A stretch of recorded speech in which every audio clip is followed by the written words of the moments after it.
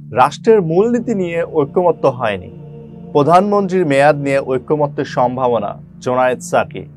জাতীয় ঐকমত্য কমিশনের সঙ্গে দ্বিতীয় দফায় ষষ্ঠ দিনের মতো রাজনৈতিক দলগুলোর বৈঠক চলছে। মধ্যাহ্ন বিরতির আগ পর্যন্ত বৈঠকে রাষ্ট্রের মূলনীতি নিয়ে রাজনৈতিক দলগুলোর মধ্যে ঐকমত্য হয়নি, তবে প্রধানমন্ত্রীর মেয়াদ নিয়ে ঐকমত্যের সম্ভাবনা তৈরি হয়েছে।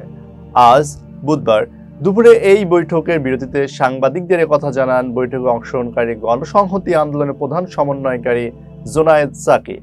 জোনায়েদ সাকি বলেন, রাষ্ট্রের মূলনীতি নিয়ে এখনো ঐকমত্য হয়নি। এ বিষয়ে নতুন একটি প্রস্তাবের কথা উল্লেখ করে তিনি বলেন, সংবিধানের মূলনীতিতে কি কি অবশ্যই উল্লেখ থাকতে হবে সে বিষয়ে আলোচনা হয়েছে। সাম্য, মানবিক মর্যাদা, সুবিচার, গণতন্ত্র এবং ধর্মীয় স্বাধীনতা, সম্প্রীতি ও পক্ষপাতহীনতা, এই 5 বিষয়কে সমর্থন করেছেন তারা।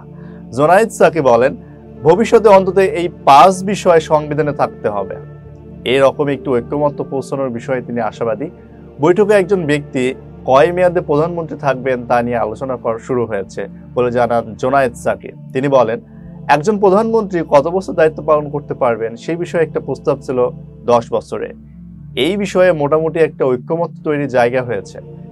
বিপ্লবী ওয়ার্কার্স পার্টির সাধারণ সম্পাদক সাইফুল হক বলেন, আমরা দলের পক্ষ থেকে বলেছি, রাষ্ট্রের যে মূলনীতি সেটা দীর্ঘ গণতান্ত্রিক সংগ্রাম, আমাদের মহান মুক্তিযুদ্ধের মধ্য দিয়ে পাওয়া গণ আকাঙ্ক্ষার সাংবিধানিক প্রতিফলন হিসেবে সেটা সংবিধানে যুক্ত করা হয়েছে। তিনি বলেন, তারা মনে করেন মূলনীতি অব্যাহত থাকা দরকার।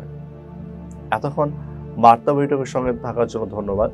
নতুন নতুন তথ্য ও সংবাদ পেতে বার্তা বৈঠকের ইউটিউব চ্যানেল ও ফেসবুক পেজের সাথেই থাকবেন।